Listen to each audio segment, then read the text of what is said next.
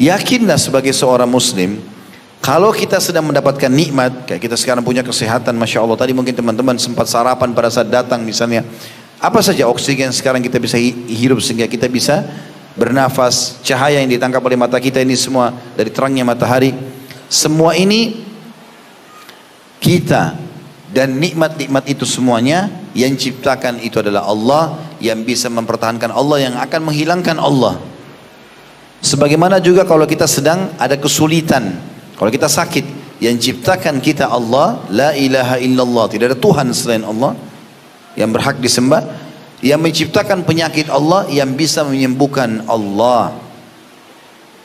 Kenapa Ustaz saya setiap kali sakit kalau ke dokter lama sekali sembuh? Karena antum bergantung pada dokter, bukan bergantung pada Allah. Resepnya sederhana. Kalau antum lagi sakit mau ke dokter, sebelum ke dokter, angkat tangan ke langit dulu.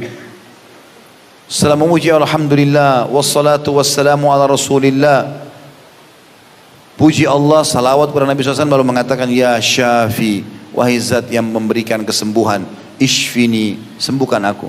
Tidak bisa bahasa Arab, ya Allah, sembuhkan aku, hanya engkau Tuhanku. Jadikanlah dokter ini penyebab aku sembuh. Ke dokter dikasih resep cocok sembuh, bukan dokter yang sembuhin. Makanya resep dokter itu selalu tertulis semoga lekas sembuh. Nggak ada pasti sembuh kan? Dia nggak mungkin jamin pasti sembuh. Dia cuma bisa berusaha. Ada orang jadikan Allah nanti nomor 30. Pertama dokter ini nggak berhasil, pindah dokter itu nggak berhasil, pindah dokter ini. Nanti kalau sudah betul-betul dokter angkat tangan, baru sholat tahajud. Hah? Kenapa nggak dari awal tahajud dulu? Berapa banyak orang Allah sembuhkan tanpa dokter? Banyak orang sakit di padang pasir, nggak ada obatnya. Saya itu hari pernah ke Mesir, kemudian mampir ke salah satu penjual minyak wangi tradisional. Rupanya mereka dari suku Badui asli padang pasir Mesir gitu. Mereka ceritakan, kami tidak punya obat, tidak punya dokter. Sakit ya sakit, tapi kami selalu sembuh. Lalu mereka mempromosikan beberapa produk mereka, dari daun-daun bunga, mereka rendam dengan air, mereka taruh di tanah, terus berubah semacam ada minyaknya, lalu dipakailah digosok badan. Saya sempat membeli ini untuk menghilangkan sakit ini, sakit itu, kami sudah coba dan seterusnya. Allah SWT jaga mereka, gitu kan? Jadi teman-teman, kita jangan menjadi orang yang menjadikan Allah nomor kesekian, tidak. Makanya kita sebelum keluar rumah disuruh berdoa, sebelum makan berdoa, sebelum minum berdoa, sebelum pakai baju berdoa, sebelum biologis berdoa, supaya hubungkan semua perbuatan kita dengan Allah Subhanahu wa taala. Allah akan mudahkan setelah itu. Lalu kemudian Allah mengatakan juga di ayat 63-nya, ini sampai ayat 75 ya. Amman yahdikum fi dhulumatil barri wal bahri wa may yursilur riyaha bushran baina yadi rahmati a ilahum ma'allah ta'ala Allahu amma yusyrikun. Siapakah yang memimpin kamu dalam kegelapan di daratan dan lautan, dan siapa pula yang mendatangkan angin sebagai kabar gembira sebelum kedatangan rahmatnya? Apakah di samping Allah ada Tuhan yang lain? Maha tinggi Allah terhadap apa yang mereka persekutukan dengannya. Maksudnya adalah, siapa yang memberikan kalian panduan pada saat gelap gulita di hutan misalnya, kalian masih bisa berjalan, masih ada sedikit yang kalian lihat cahaya. Gak ada, kalau kecuali ada, pasti ada Tuhan di situ, ada campur tangan pencipta yang mengatur itu semua. Dan siapakah yang mendatangkan angin sebagai berita gembira? Maksudnya angin sebelum turun hujan.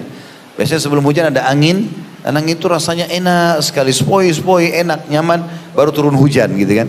Atau pada saat setelah turun hujan atau sementara turun hujan, anginnya enak, sejuk. Allah mengatakan itu saja tanda-tanda kebesaran ada di situ. Ya.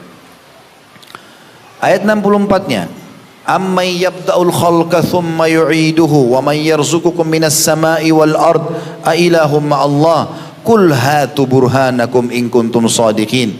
Siapakah yang menciptakan manusia dari permulaan, dari sperma sama sel telur, kemudian mengulanginya lagi, nanti dibangkitkan? Dan siapa pula yang memberikan rezeki kepadamu dari langit dan bumi? Siapa yang keluarin buah-buahan, turunkan hujan, suburkan tanah? Kadang-kadang Allah datangkan tanda-tanda kebesarannya ya. Banyak petani, pekebun ya, mereka betul-betul menganggap dirinya hebat, sudah tanam sekian banyak. Allah SWT datangkan cobaannya. Dalam satu malam Allah datangkan tikus entah dari mana habis, gak jadi panen. Sekali Allah tahan hujan, kemarau, mengeluh semuanya petani, nggak bisa, nggak ada air. Maka Allah mengatakan, siapa yang memberi kalian rezeki dari langit dan bumi? Katakanlah, tunjukkanlah atau unjukkanlah bukti kebenaranmu jika kamu memang orang-orang yang beriman. Sebelum kita lanjutkan teman-teman, saya juga ingin menitik beratkan sebuah poin di sini. Coba teman-teman di ruangan ini sekarang, di masjid ini, di ruangan ini kita renungi sama-sama. Coba datangkan Tuhan yang disembah selain Allah yang selama ini kita tahu. Pohon misalnya dianggap keramat, patung misalnya dari batu, matahari, apalah jin-jin, penjaga lembah lah segala macam. Apa andil mereka kalau kita lagi lapar, kalau kita lagi haus, disehelai rambut kita? Apa andilnya? Allah nanti akan kita temukan beberapa ayat dari depan. Allah mengatakan, kenapa kalian sembah sekutu-sekutuku itu, yang kalian jadikan sekutu partnernya Allah? Apa yang mereka buat kalian? Tahu teman-teman kenapa orang Mekah dulu dikatakan zaman jahiliyah? Umar bin Khattab radhiyallahu anhu pernah, kadang-kadang kalau beliau lagi duduk, lalu beliau tersenyum sendiri. Sering terjadi, tapi orang segan mau nanya Umar gitu. Karena Umar punya wibawa luar biasa, nggak sembarang orang nanya. Maka satu waktu ada orang beranikan diri bertanya, wahai Amirul Mukminin, di zaman khilafahnya beliau, kenapa anda kadang-kadang kami lihat senyum sendiri? Apa sebabnya? Supaya orang tidak sangka buruk ini, mau tahu sebabnya apa? Kata Umar, saya kadang-kadang teringat masa jahiliyah dulu di Mekah. Apakah kalian tahu? Dulu kami menyembah berhala, dan kami membuat berhala di Mekah dulu harus dari batu-batu Mekah. Dibuat sendiri. Batu itu uniknya teman-teman, dia yang pahat, dia yang bentuk matanya, dia yang bentuk hidungnya, dia yang bentuk mulutnya, kotak, apalah bentuk ini, bentuk hewan segala macam. Dia yang warnain, dia yang pikul di tempat yang dia mau sembah. Kalau rusak dia yang perbaiki. Lalu dia panggil Tuhan, wahai Tuhan. Tuhan dari mana ini? Masa Tuhan dia yang buat? Gitu kan? Umar bilang, saya teringat zaman jahiliyah dulu. Kami harus buat patung yang tidak bisa mendengar, tidak bisa melihat dari batu Mekah. Satu waktu saya pernah keluar dari Mekah, safar. Dan orang Mekah harus sembah, begitu keyakinan mereka zaman itu. Sembah patung tapi harus dari batu Mekah. Saya lupa bawa batu dari Mekah, lupa bawa Tuhan saya. Jadi dia lupa bawa Tuhannya gitu kan. Jalan di tengah jalan, di tengah padang pasir yang sudah jauh. Pada saat saya lagi istirahat sebentar, saya ingin minta keselamatan sama Tuhan saya. Cari, tidak ada Tuhannya, lupa bawa patung dari Mekah. Dia bilang, saya lupa, nggak ada. Saya cari, ada batu banyak di padang pasir, tapi tidak boleh, harus batu Mekah. Saya cari, nggak ada dari Mekah kecuali kurma, makanan saya. Ini dari Mekah, maka saya ambil kurma tersebut, saya bentuk seperti patung. Lalu saya sembah. Ini kata Umar dan saya sembah, gitu kan? Setelah itu saya lapar, maka saya potong kepala Tuhan saya dan saya makan. Bagaimana gak dinamakan zaman jahiliyah? Yang uniknya di zaman sekarang dengan teknologi canggih masih ada orang begitu. Di Indonesia ada begitu. Saya pernah lewat di satu bandara di salah satu kota di Indonesia, tidak usah kita sebutkan, nanti ada yang tersinggung lagi. Gitu. Kadang-kadang sensitif sekali kita, suka tersinggung ini segala macam. Saya pas mau pulang ke Jakarta dari kota itu, di bandara ada satu patung di pintu. Saya nggak tahu itu manusia bukan, hewan bukan, apa ini? Hidungnya panjang, matanya belalak, gitu kan? Warnanya merah. Apa ini? Saya sempat tanya, apa ini? Oh, ini salah satu yang dianggap Tuhan. Tuhan dari mana? Hah? Ada bahkan orang taruh depan rumahnya patung dua, sudah pendek, gendut, matanya belalak, pegang pentungan. Tanya kenapa? Bisa tahan pencuri. Siapa yang bilang pencuri bisa kencing itu patung? Hah? Uniknya ada orang Islam ikut-ikutan. Taruh patung ada pentungannya. Aneh ini.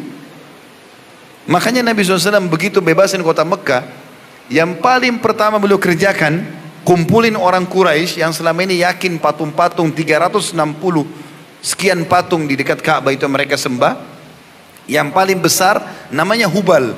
Hubal itu kalau mereka lihat ke atas, dalam buku sejarah dikatakan mereka harus melongok ke atas karena besarnya. Dan dirantai, dipasang rantai, takut Tuhan mereka dicuri. Nabi SAW kumpulin Quraisy, lalu beliau suruh mereka menyaksikan itu. Apa yang beliau lakukan? beliau pegang tongkatnya, semua patung itu dihancurin sama Nabi SAW. Yang selama ini mereka anggap Tuhan. Bahkan mereka takut sekali kualat dengan patung-patung itu. Dihancurin oleh Nabi SAW. Ada yang belum disentuh sama tongkat beliau, sudah Allah hancurkan. Hancur semuanya. Mereka lihat Tuhan-Tuhan mereka yang selama ini mereka sembah, ternyata salah ini. Sampai tiba di Hubal. Hubal ini mereka yakin paling kuat. Hukumannya berat, apalah segala macam. Melihat ke Hubal bisa kualat.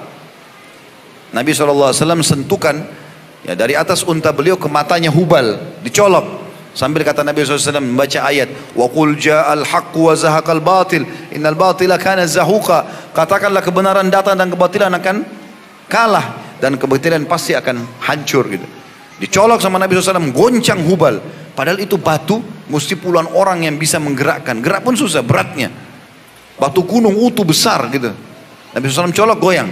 Lalu Nabi SAW baca lagi kedua kali, dicolok mata sebelahnya. Maka Hubal jatuh, pecah semuanya. Semenjak itu, kata para ulama, ahli sejarah mengatakan, orang-orang Quraisy menyadari ternyata mereka sembah selama ini adalah kesalahan. Patung. Rusak pun dia yang perbaiki. Dianggap Tuhan. Orang-orang di Jepang sekarang banyak meyakini matahari sebagai Tuhan. Mereka mengatakan kaisar mereka adalah anak dewa matahari, berarti anaknya Tuhan. Subhanallah, Allah ceritakan Ibrahim alaihissalam pernah itu bertafakkur, memikirkan. Dia lihat bulan, oh ini Tuhan saya, kata Ibrahim alaihissalam. Ditunggu sampai pagi, hilang bulannya, matahari terbit. Lalu Allah ceritakan, tuh lihat matahari, apa Nabi Ibrahim alaihissalam mengatakan? Hada Rabbi, hada akbar. Ini Tuhanku, ini lebih besar, matahari. Allah ceritakan dalam Al-Quran. Maka pada saat ditunggu sampai terbenam matahari. Maka Ibrahim AS mengatakan, tidak mungkin Tuhanku terbenam. Maka dia mengatakan, saya mau arahkan wajah saya kepada yang telah menciptakan langit dan bumi ini. Bukan cuma matahari dan bulan gitu. Seperti itu ya, fenomenanya. Begitu juga dengan orang yang menyembah syaitan, jin. Iseng ini. Datang ke gua, datang ke pinggir laut, wahai penjaga gua,